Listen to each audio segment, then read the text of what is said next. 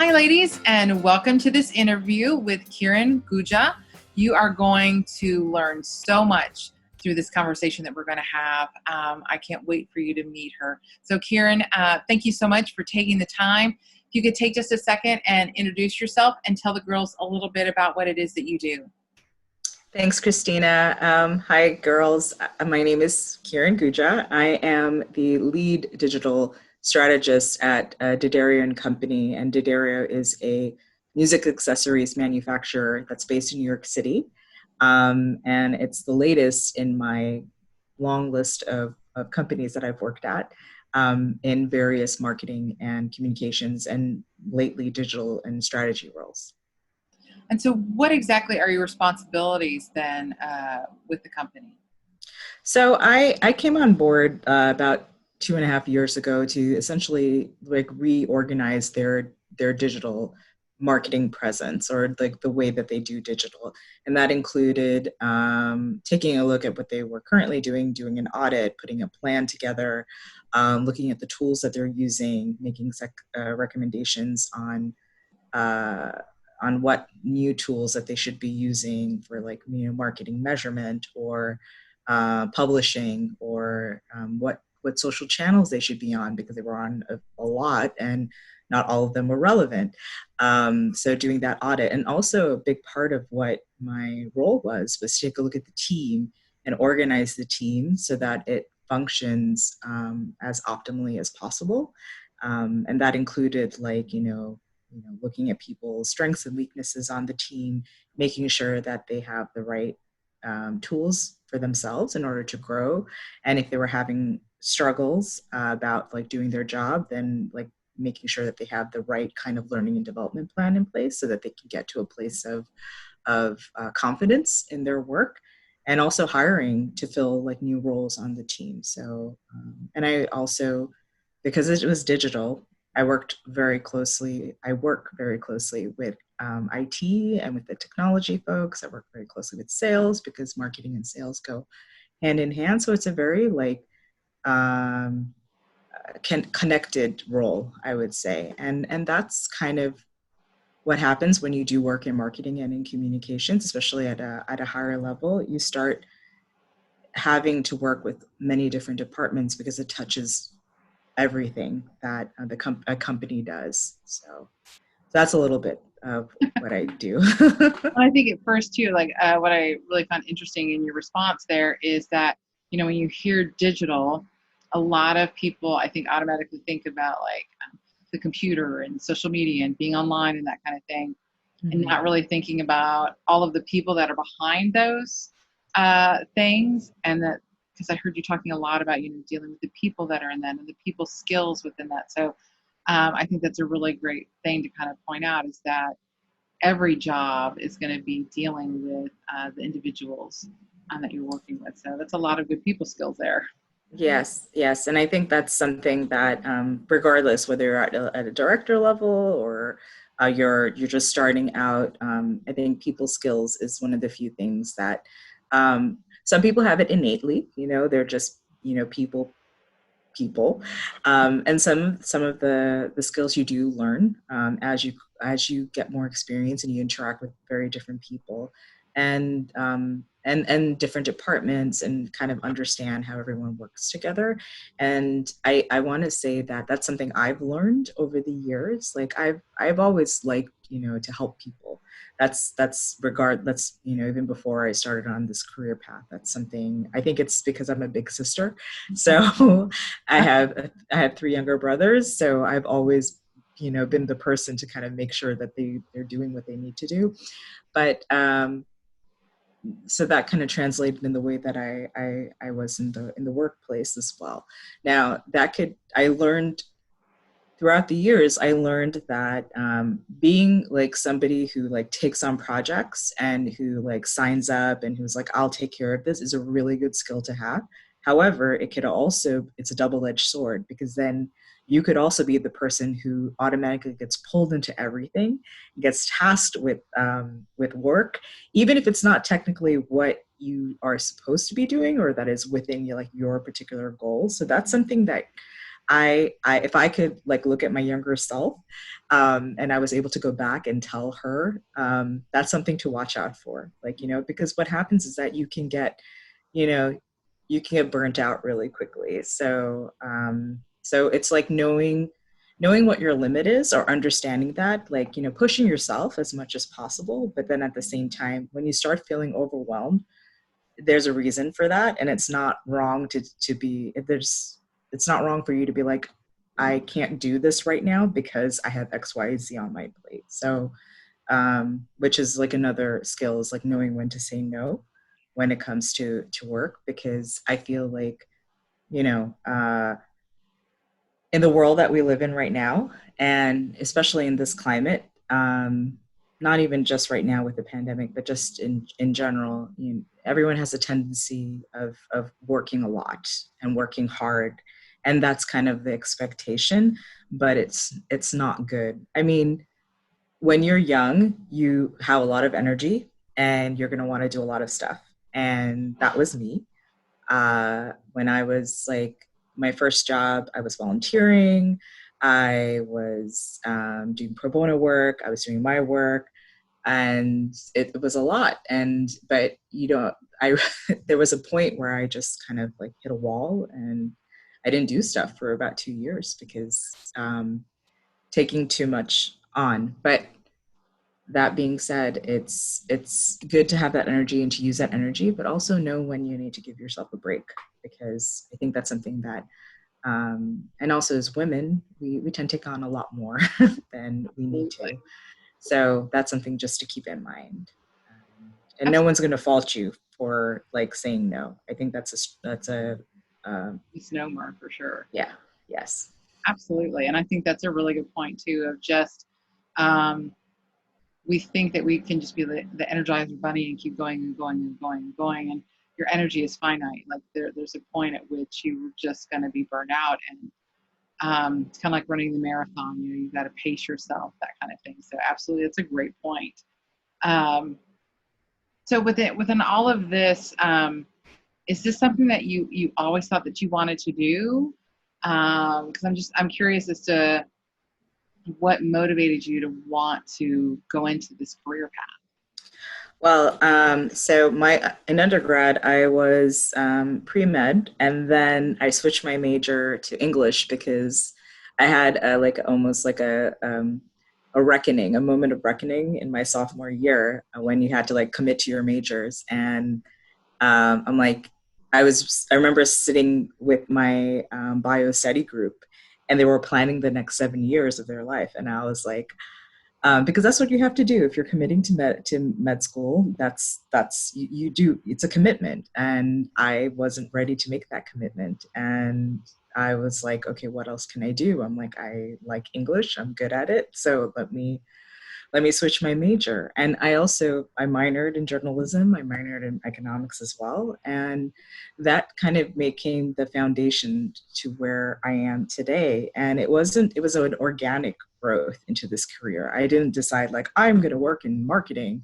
Um, I knew that I liked research and I liked writing. So that's how I started looking for communications or writing related roles. And it helped that I had like the minor in journalism, and the fact that I am, I'm a New Yorker. I'm, born and raised, and so I was lucky, and I went to all my schooling has been in New York. So, my high school, undergraduate, graduate school. So I had access to a lot of really interesting organizations and internships, and that helped.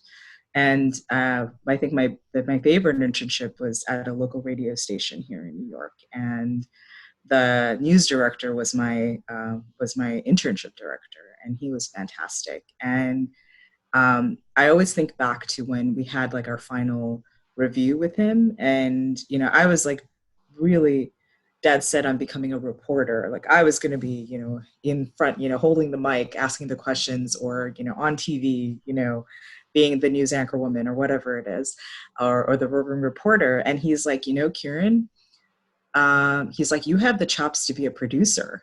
He's like, you're really good at putting things together. You're good at connecting people and putting together the plan. I really think that that's like, and I was crushed at that time because I was like, what do you mean? I'm not going to be a reporter? But then that's actually one of the things I always turn back to, because I'm like, even back then, um, this idea of being a producer is like kind of like what put me like thinking strategically, thinking about all the different connecting points in order to get the job done is kind of the way that I approach my work and my career today. And it's a lot of like what marketing is and communications is doing that like research and production work, like doing your groundwork before you put something out or a message out. So it's interesting that that's what led me to digital marketing. And digital is because, well, everything's digital now. There's no two ways about it. So when I started to see the shift in communications to be more with like on social channels and email marketing and just like various like digital tools, I did more. I pushed more and more of my attention and learning on the job towards that. So, and that's how I ended up, and then learning about all the supporting um, skills that you would need in order to continue to work on a digital strategy or digital. See, and I think that's really interesting because I think that a lot of times too, we think that the job essentially that's in front of the camera is the one that has the big impact, or because that's the one that we usually are seeing Yeah. and everything like that. But really, honestly and truly, it's the people who are behind the scenes that have the bigger impact on Mm-hmm. what that reporter looks like, what that reporter is saying and doing, and Mm-hmm. everything like that, and the story that happens and the way that it unfolds.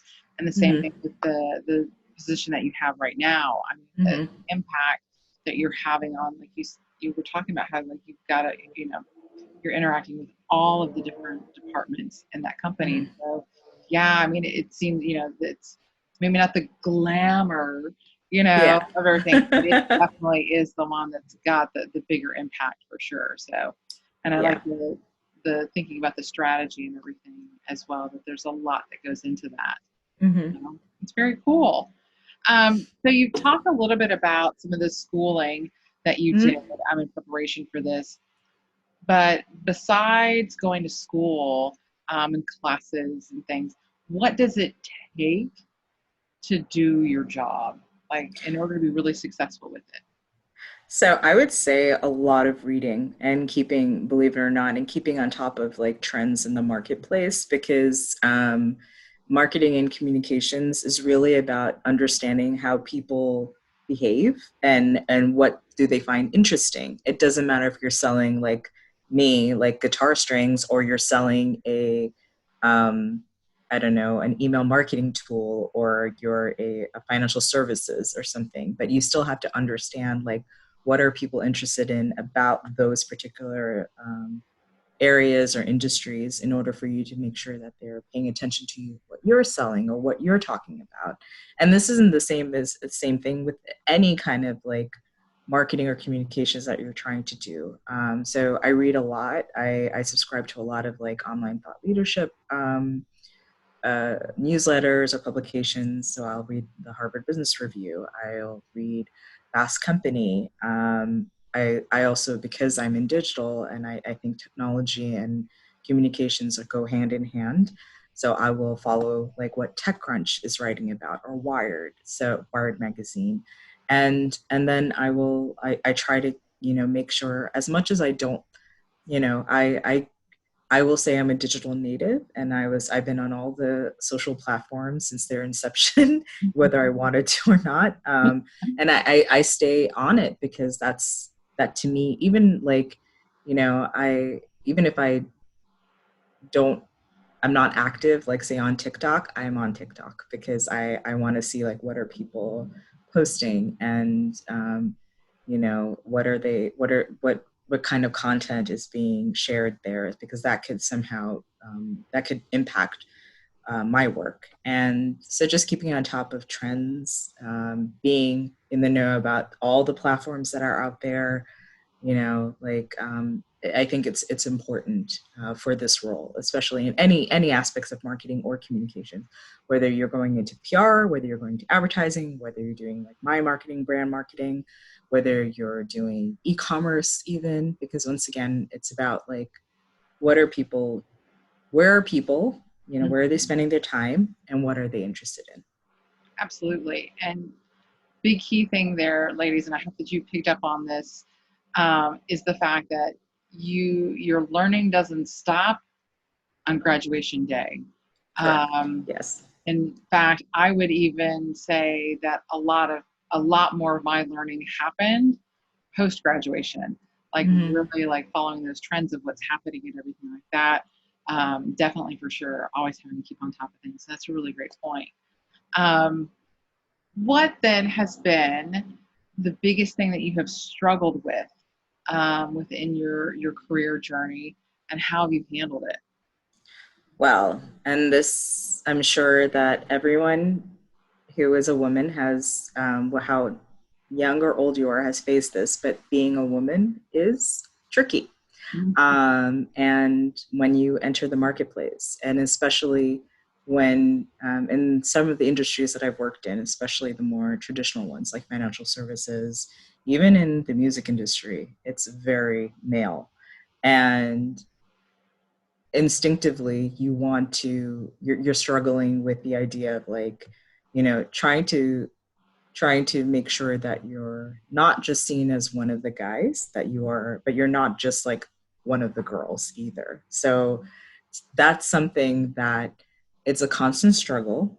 There's a lot of literature out there, there's a lot of people talking about it, and I think people should still talk about it, and we still need to address it because it's not fixed, and it's going to take a while for it to get fixed. So I think um, the first time it hit me that I was being viewed as something other than my education and my years of experience was in my, I think, in my second job. My second job, this was in financial services. And um, I remember coming into the office and I wasn't wearing my heels yet, because I used to keep all my heels at my desk because I take the subway and there's a lot of walking, and New York City streets are terrible on shoes. So and I remember walking in and one of the partners walked by and just gave me the up, Oh, the once over, and like kind of like lingering on my footwear. And I'm thinking to myself, I'm like, oh my God, like what just happened here?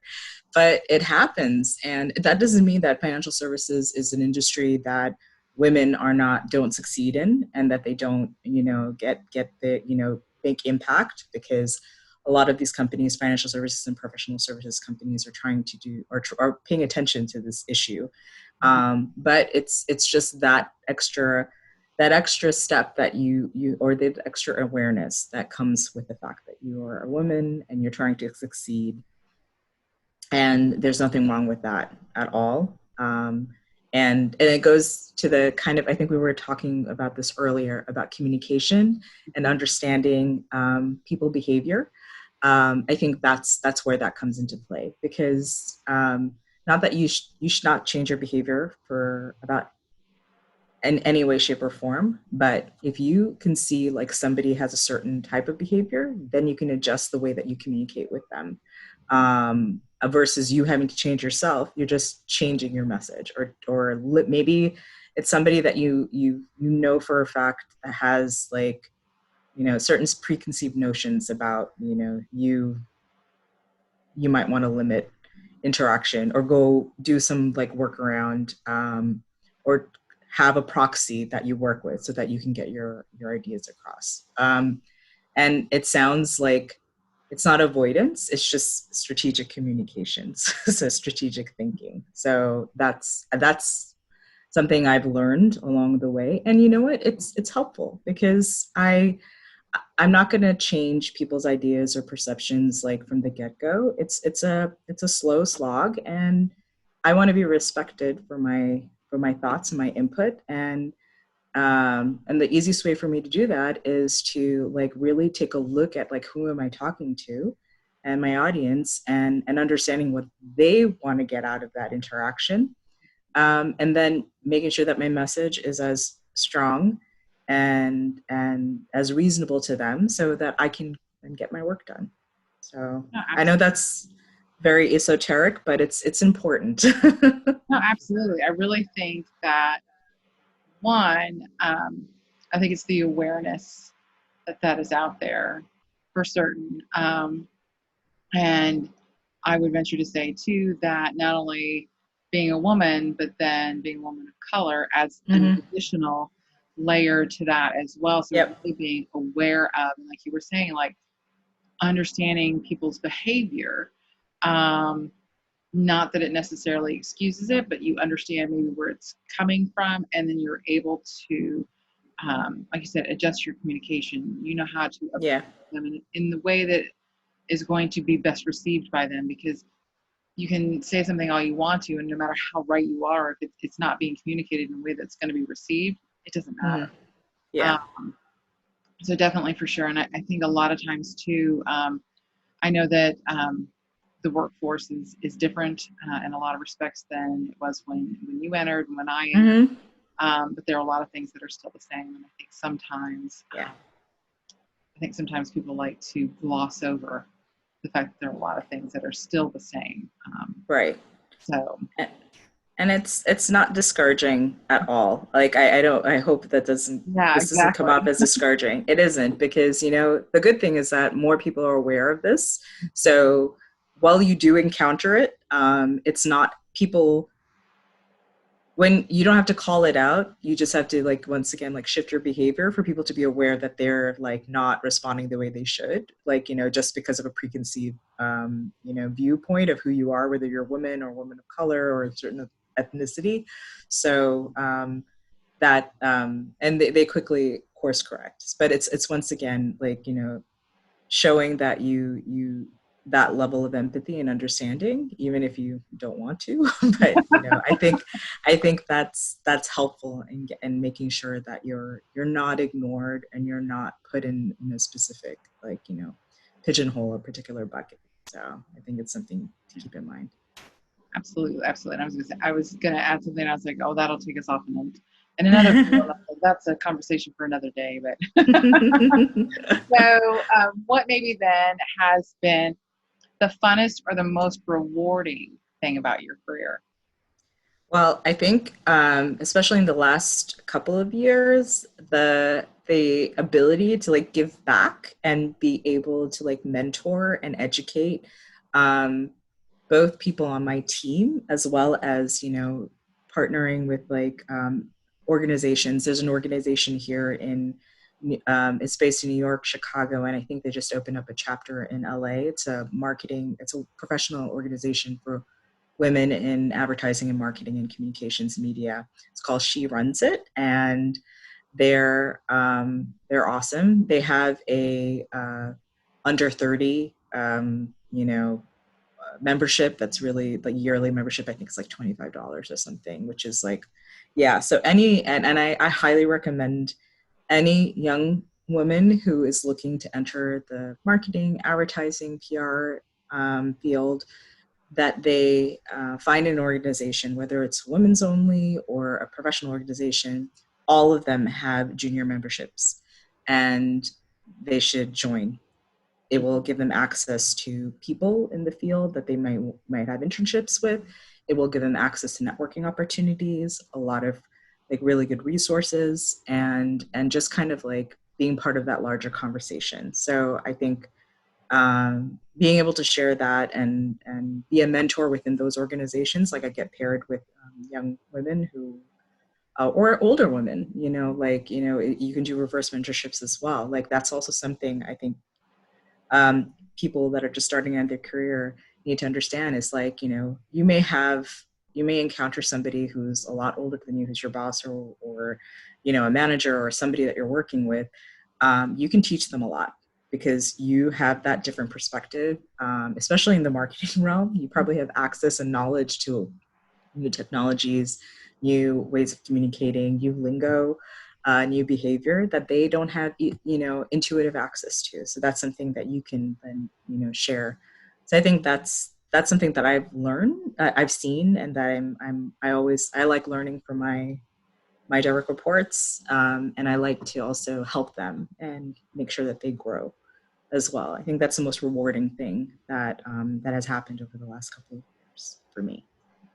That's awesome. That sounds like a lot of fun too. And definitely, ladies, all professions have Mm-hmm. professional organizations, and those are really important to get involved with because they provide the resources, the network that will help you with all sorts of things, with access to different opportunities for jobs, or if you need a connection within your job, that kind of thing. So they're really, Mm-hmm. really very valuable organizations to be a part of. Um, so when you first started going into this field versus now, how are things different now than what you thought they were going to be? Well, I mean, this field has changed so much, like, and it's exponentially changing.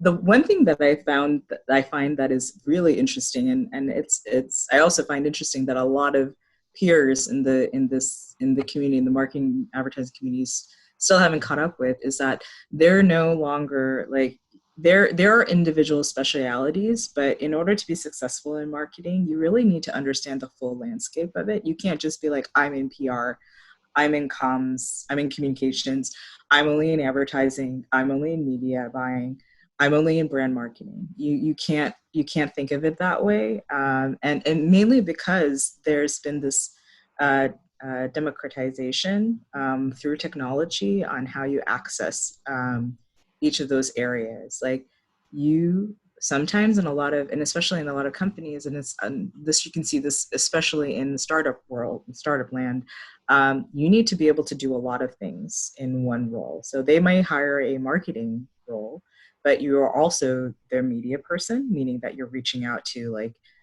pushing out their communications. You're doing like company branding. You're also potentially running their social channels, their community engagement and outreach. And you're also um, trying to, get the CEO and at events and, or, working with a writer to write white papers or something, or maybe writing them yourself. So not to say that that's something that happens a lot, only at startups.